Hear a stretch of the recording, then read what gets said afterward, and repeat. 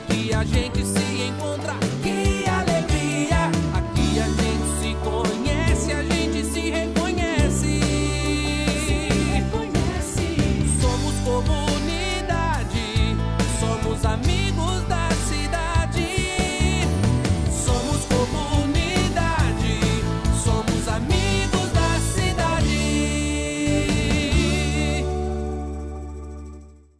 Bom dia a todos os amigos da cidade. É com muita alegria que nós vamos estar chegando até você com essa programação. Eu quero compartilhar com vocês um texto do profeta Isaías, capítulo 54, que fala sobre o futuro glorioso de Sião. E diz assim o texto desse capítulo 54. Canta alegremente, ó estéril, que não deste à luz. Exulta com alegre canto e exclama, tu que não tiveste dores de parto, porque mais são os filhos da mulher solitária do que os filhos da casada, diz o Senhor. Alarga o espaço da tua tenda e estende o toldo da tua habitação e não o impeças. Alonga as tuas cordas e firma bem as tuas estacas, porque transbordarás para a direita e para a esquerda. A tua posteridade possuirá as nações e fará que se povoem as cidades assoladas. Não temas, porque não serás envergonhada. Não te envergonhes, porque não sofrerás humilhação, pois te esquecerás da vergonha da tua mocidade e não mais te lembrarás do opróbrio da tua viuvez.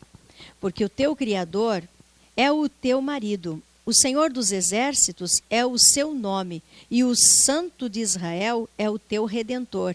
Ele é chamado o Deus de toda a terra. Porque o Senhor te chamou como a mulher desamparada e de espírito abatido, como a mulher da mocidade que fora repudiada, diz o teu Deus. Por breve momento te deixei, mas com grande misericórdia torno a acolher-te. Esse é o texto que nós temos lido e que nós queremos entender esse paralelo que Deus nos dá sobre a mulher e sobre a cidade. Também no versículo 5 em diante, fala sobre um marido. E quem é esse marido? Ele é nada menos que o Criador e Redentor, o Santo de Israel e Deus de toda a terra. O meu Deus, o seu Deus, o nosso Deus. Ele, no passado, puniu, sim, Jerusalém, ali no texto. Foi uma coisa que aconteceu brevemente, por quê? Porque Jerusalém mereceu tudo isso. Mas agora, ele tem o objetivo de abençoar Jerusalém. O pai faz isso, né? O chefe da família faz isso. Muitas vezes tem que punir, né? Tem que tomar decisões para que as coisas aconteçam e as pessoas comecem a ficar atentas. Mas ele é o provedor, ele é o abençoador. A cidade, ela é restaurada a um estágio de beleza sem precedentes. Ali você vai ver no versículo 11 em diante, dessa beleza da cidade, a beleza feita de pedras preciosas. E Deus, o Criador, ele instrui que ele vai proteger e ele vai prosperar os cidadãos de Jerusalém. E tudo isso ele ainda diz no final desse texto, no versículo ali 16, 17, que eles terão um governo justo e os seus inimigos estarão bem longe. Este é o programa Amigos da Cidade, este é o projeto Amigos da Cidade. Eu sou a pastora Jurema.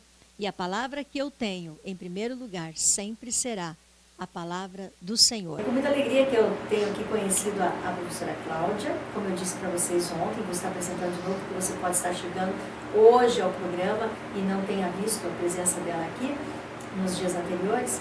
Mas a Cláudia Priori, ela é formada, a formação dela é doutora em História pela Universidade Federal do Paraná e é professora do curso de História da Unespar, aqui em Campo Mourão. E a área de atuação, gente, é História das Mulheres e das Relações de Gênero. Ontem nós fechamos o programa e tivemos um programa falando sobre a questão da violência à mulher, né? Bom dia, Cláudia. Bom dia. E é difícil para a gente dar bom dia se nós estamos vivendo o mesmo dia, né? Sim. Mas eles lá estão nos entendendo.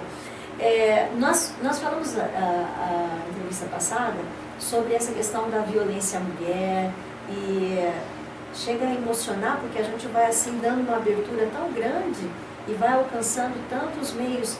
E hoje, agora, ainda na nossa conversa, eu me lembrava também do fato de que às vezes companheiros, maridos, sociedade, como falamos, né, diversos grupos se tornam violentos com palavras, atitudes das mulheres, mas temos situações até que filhos se tornam violentos às suas mães.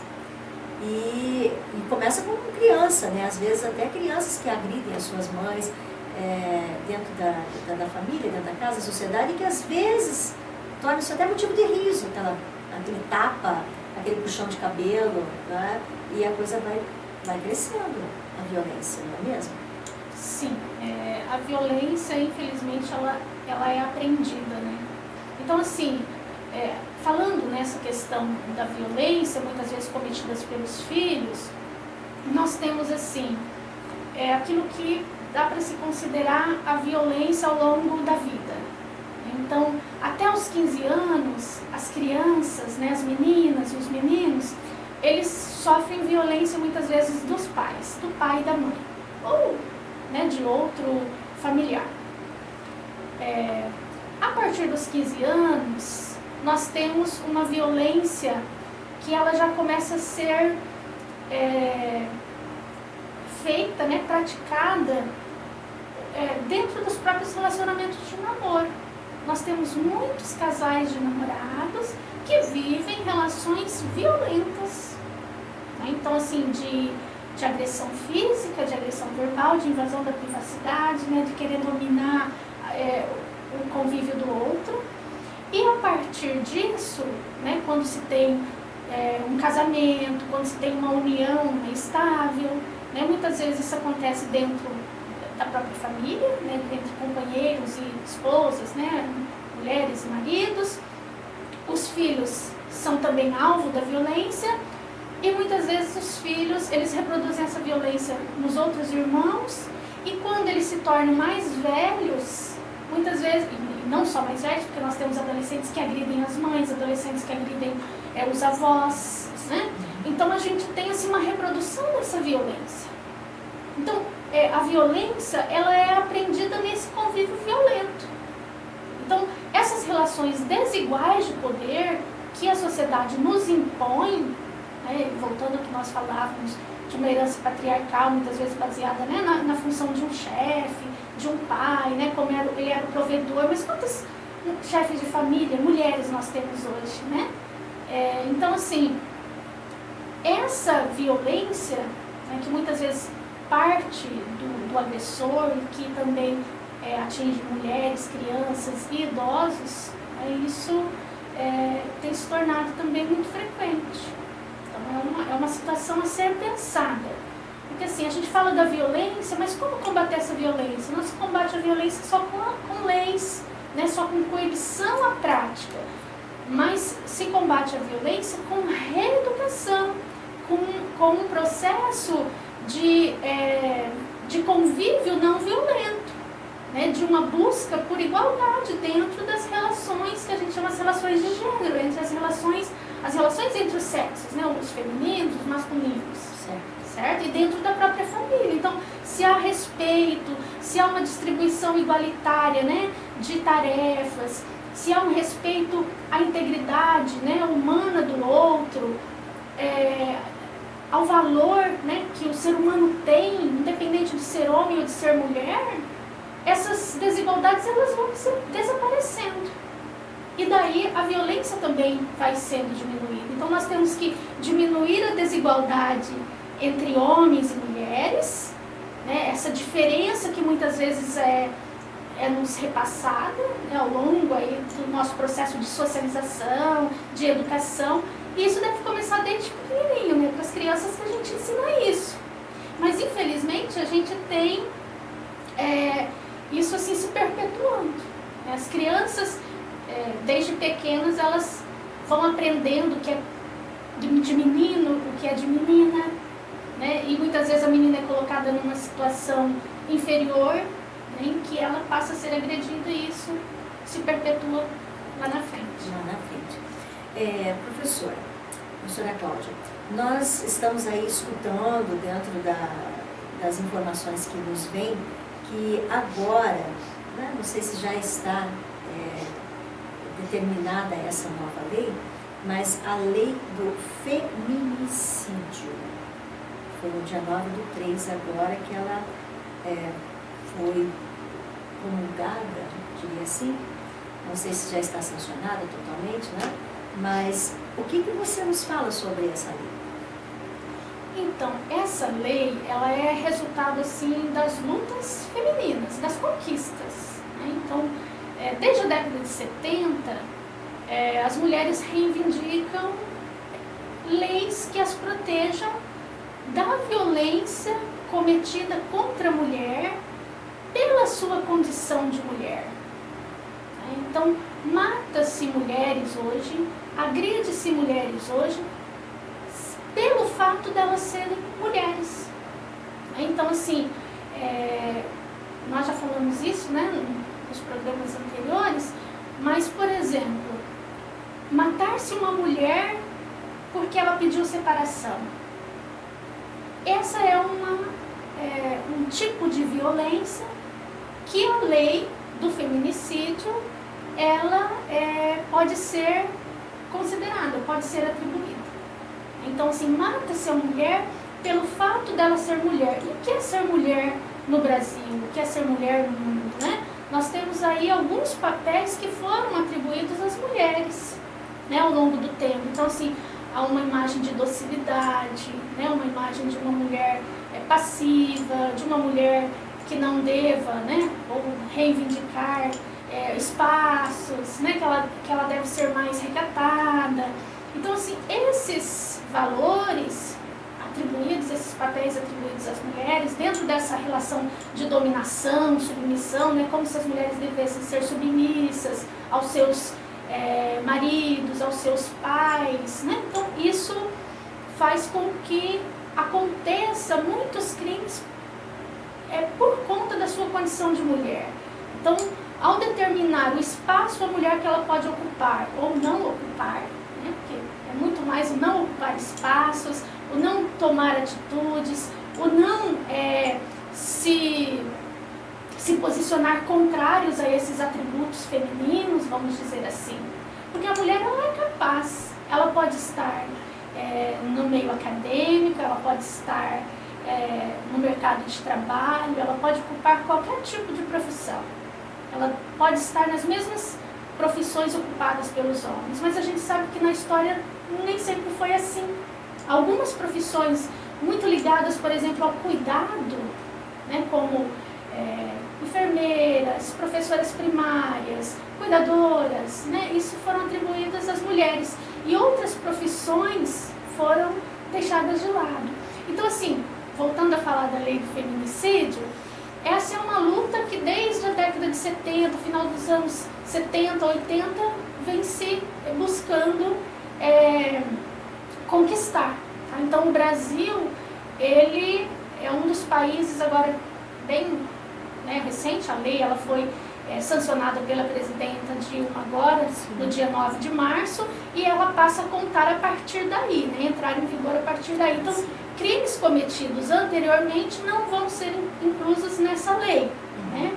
Mas, assim, a lei do feminicídio, ela é importante por quê? Porque caracteriza a violência contra a mulher pela condição dela ser mulher, porque a gente pode fazer uma distinção nisso. Mata-se homem também, mata-se criança, mata-se idoso, negros, índios, né? Mata-se de forma geral. Só que não mata-se o homem pelo fato dele ser homem, tá? Mas mata-se a mulher pelo fato dela ser mulher. Então, o que isso quer dizer? Né? Que a punição, ela tem que ser maior. E a lei do feminicídio, ela vem considerar a violência contra a mulher, o assassinato ou o crime, né, contra a vida da mulher, como um crime hediondo.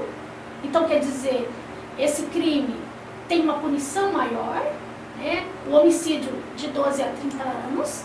Então, o que é homicídio? Matar alguém. O feminicídio é matar alguém do sexo feminino pela condição de mulher, de ser mulher.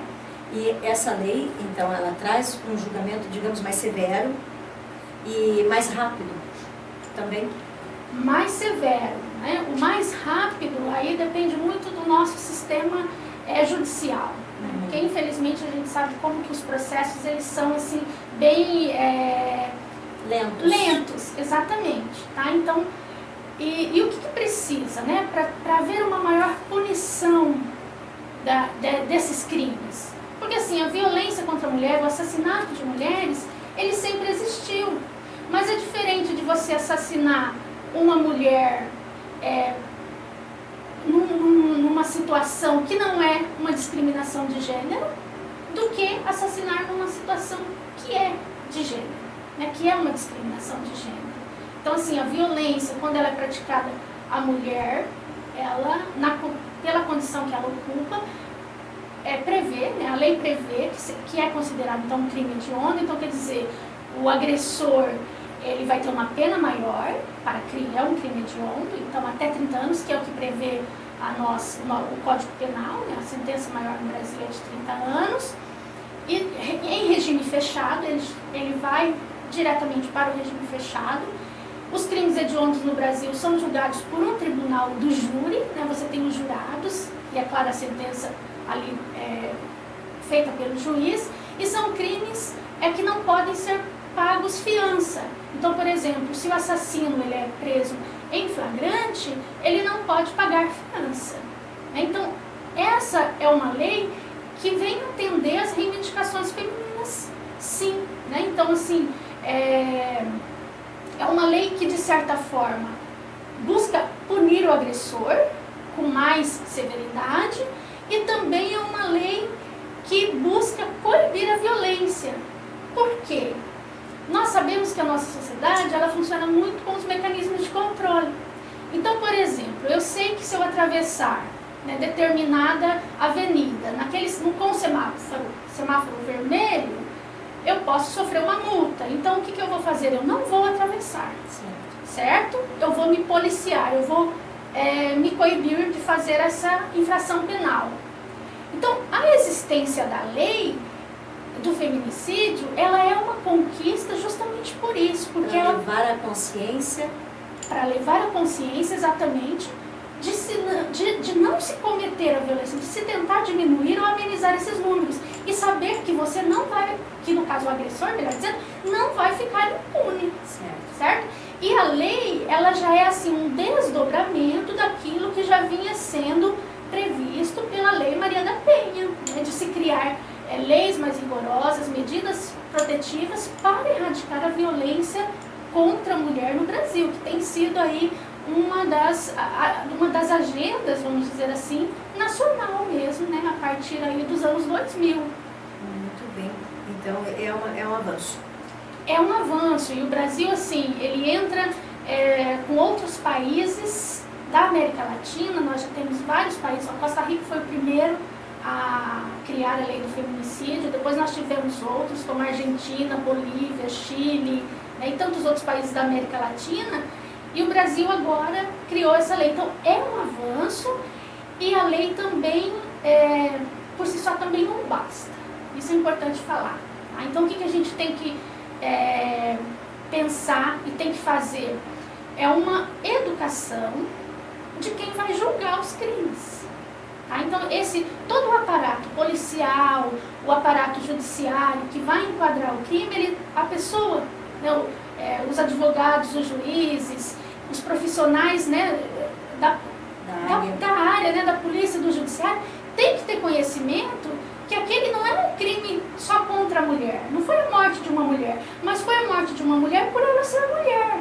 Então, quer dizer, ela foi assim, retirada, né, da sua integridade, ela foi desqualificada, ela foi menosprezada, ela foi vista com desdém, portanto ela foi assassinada muitas vezes por aquilo que o Código Penal já dizia anterior à lei, né, por um motivo torpe, por um motivo fútil, com crueldade. Então nós temos a morte de mulheres muitas vezes assim, que é uma desfiguração, né? Mata-se com um tiro, né? Mas é diferente, por exemplo, mata-se com vários tiros. Mata-se com uma facada ou mata com várias facadas. Então, Sim. tenta se desfigurar a mulher, como se ela fosse assim, um objeto, né? Como se ela não fosse nada. Então, isso é um tipo de crime que pode ser aplicado à lei do feminicídio. Esse é o tipo de crime que não é só matar, mas eu quero ferir depois da morte. Exatamente, né? Então, assim, e a lei do feminicídio, ela também é um desdobramento, como eu estava colocando, da Lei Maria da Penha, porque a gente sabe, assim, que a Lei Maria da Penha, ela busca coibir a violência doméstica, familiar, né? E muitas vezes as mulheres, elas sofrem violência no seu dia a dia, elas muitas vezes denunciam, sofrem ameaças e o final delas é a morte. Então, quer dizer, aí já vai mostrando que houve um processo de discriminação de gênero, de violência contra a sua condição de mulher. E a mulher, ela não é inferior. Eu sempre gosto de dizer assim, né, que as mulheres, elas não querem estar acima dos homens, elas não querem estar abaixo dos homens, né? O que nós reivindicamos é a igualdade, que homens e mulheres estejam juntos, né? A gente tem um historiador que eu gosto sempre de citar, que é um historiador do Rio Grande do Norte, professor Durval Albuquerque, ele diz assim, que a gente constrói homens e mulheres de formas muito diferentes, né? Constrói essa masculinidade como um ideal de masculino, o homem provedor, o homem, né, chefe de família, a mulher submissa, né, o homem dominante, a mulher submissa, a mulher recatada, a mulher linda, maravilhosa e tal. Eles são tão díspares, né, são tão diferentes, mas coloca-se na ideia de homens e de mulheres que tem que encontrar essa mulher ideal, esse homem ideal. E depois, mulheres e homens reais vão conviver. Então, como com tantas diferenças que são criadas e reproduzidas na sociedade, ou até mesmo pela mídia, esses dois corpos, esses dois seres, essas duas almas, elas se encontram depois e têm que conviver.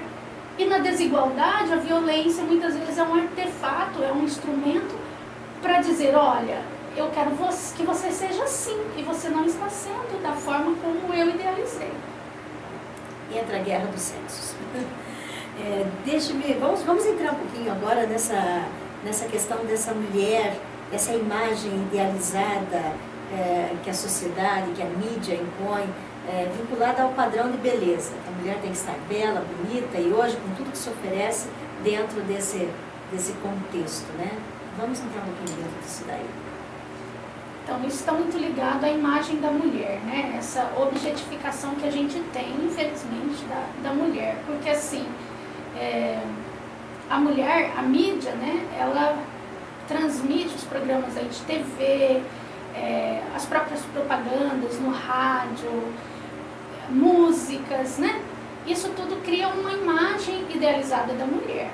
Então, assim, a mulher que ela tem que ser magra, né? Então, daí a mulher, ela faz, assim, várias formas para se alcançar essa magreza, né? Então, nós temos dietas que são verdadeiras torturas para as mulheres, nós temos acessórios, né? Saltos altíssimos, que muitas vezes, para a mulher se manter elegante, bonita, ela utiliza, mas que causam depois problemas de saúde, né? Na coluna, na forma de andar.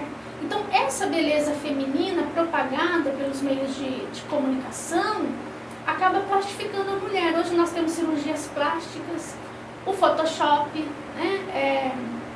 Tem todo um arsenal, vamos dizer assim, de ferramentas para se construir essa mulher idealizada. Mas a gente sabe que essa mulher idealizada, ela existe só nas propagandas. Porque na vida real o que existe é a mulher real. Então isso é também uma forma de violência à mulher. É tratar a mulher como meramente um objeto estético. E as mulheres muitas vezes não se dão conta disso. Elas buscam constantemente o acesso a bens, acessórios que vão lhe deixar elegante, bonita, quer dizer, entrar nesse padrão de beleza que é propagado. Isso é uma forma de violência porque exclui as outras mulheres que não se encontram nesse padrão. Então isso plastificar a mulher, como a gente diz, né? Tratá-la como um objeto estético e ela busca se adequar a isso. Então isso é uma forma, muitas vezes, de redução do valor que a mulher desempenha na sociedade. A mulher não é só um objeto, uma imagem para ser vendida, né, nas propagandas, nas músicas, que são muitas vezes assim também muito pejorativas, né? Destruidor. Exatamente. Então assim, destrói as mulheres, né, desqualificando.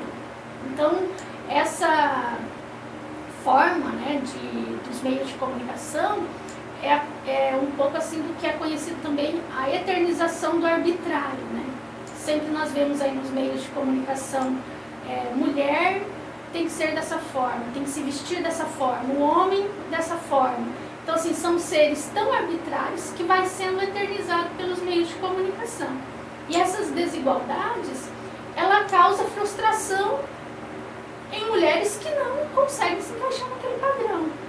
Então assim, nós temos que ter consciência disso e dizer, olha, nós temos que nos empoderar, né? Esse é o empoderamento das mulheres. Fala assim, olha, eu não me encaixo nesse padrão de beleza, mas eu tenho uma outra beleza. Eu tenho a minha beleza.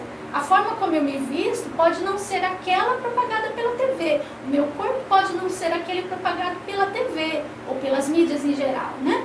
Mas eu tenho a minha beleza. Então assim, isso tem sido uma violência contra os próprios corpos. A gente vê aí quantas cirurgias plásticas que às vezes não dão certo, muitas mulheres que morrem, doenças, né? A anorexia, por exemplo, para se manterem magras, né? Dietas, como eu coloquei assim, que são verdadeiras torturas para as mulheres. Então isso é uma objetificação da mulher. Propagandas que expõem os corpos das mulheres, né? Mulheres aí seminuas que aparecem na TV como se elas fossem só um objeto estético. E a mulher, ela não é um objeto. A mulher é um sujeito da história, é uma sujeita da história, né? Ela faz, ela é ativa, ela produz, ela cria, ela trabalha, ela é dona, né, do seu potencial, vamos dizer assim, que ela pode fazer várias coisas. Né? Então, a mulher, ela tem que ser protagonista da sua história. Né? Ela não pode se deixar ser tratada e se considerar um objeto. Infelizmente, muitas buscam esse caminho, exatamente, um caminho que é de se sentir também o objeto, de valorizar essas músicas, de tentar falar assim, olha, eu me encaixo nesse padrão de música. Isso é uma desvalorização de si próprio. Né? Nós temos que nos empoderar e dizer, não, né? Nós somos do jeito que somos, mas não podemos ser desqualificados. Muito bem. Olha, gente, nós estivemos aqui por 3 períodos com a professora Cláudia Priori e a atuação dela hoje é História das Mulheres e das Relações de Gênero aqui no campus, na Unespar, em Campo Mourão, e ela está hoje moroense, tá? E foi um tempo assim muito especial e eu quero assim deixar aberto para que nós possamos voltar e falar. Hoje nós estamos vivendo essa entrevista com respeito à mulher pelo mês março, que nós destinamos assim a falar sobre as mulheres pelo dia 8 de março.